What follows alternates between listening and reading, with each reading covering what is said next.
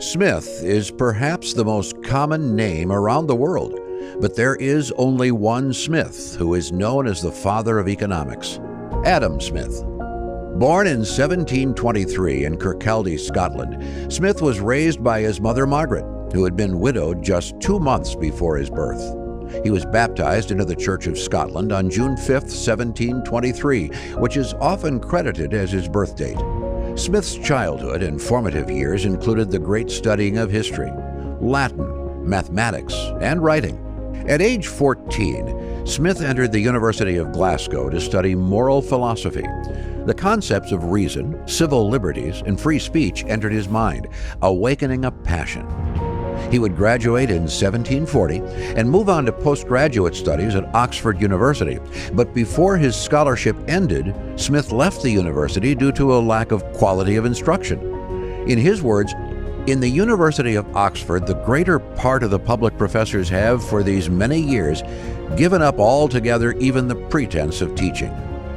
But Smith was soon back in the classroom, this time as the speaker, giving public lectures in 1748 at the University of Edinburgh. By 1751, he earned a professorship at Glasgow University, teaching logic, and within the next year he became head of moral philosophy. Some of his lectures found their way into his first novel, The Theory of Moral Sentiments, published in 1759. Earning a highly regarded reputation for his work, Smith moved on after 12 years of teaching, so he could travel Europe, serving as a tutor. These travels allowed Smith to spend time among his contemporaries, Voltaire, Jean-Jacques Rousseau, and François Quesnay. While spending time in France among the physiocrats, Smith's economic thinking came into greater focus, inspiring what would become his magnum opus, an inquiry into the nature and causes of the wealth of nations, known today simply as The Wealth of Nations.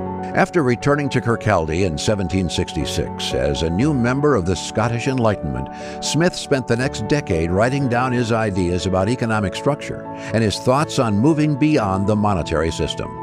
His plan was for people and nations to be happier and more prosperous.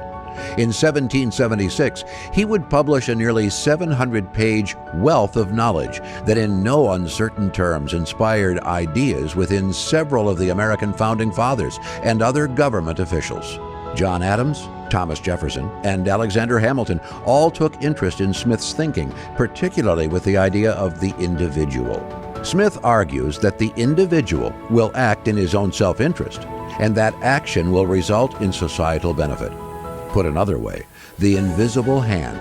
In a free market, as the individual acts upon his own self-interest, he will be guided by an invisible hand and will inevitably produce good for the society.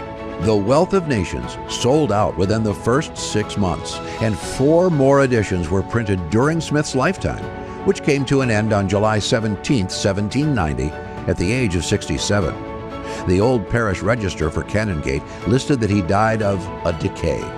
Unfortunately, the world was left with only his 2 published books, along with some lectures and essays. Just days before his demise, Smith demanded of his friends to burn all of his unpublished manuscripts, 16 volumes of work that likely delved into the history of philosophy, law, government, poetry, literature, and the like. But what Smith did leave behind was a comprehensive understanding of economic theory, advocating for free trade, specialization, competition, and better education of the consumer, all ideas that found their way into nations around the world. As Edward Gibbon expressed it, Smith gave the world an extensive science in a single book, and the most profound ideas expressed in the most perspicuous language. For these contributions, he proved he was no ordinary Adam Smith.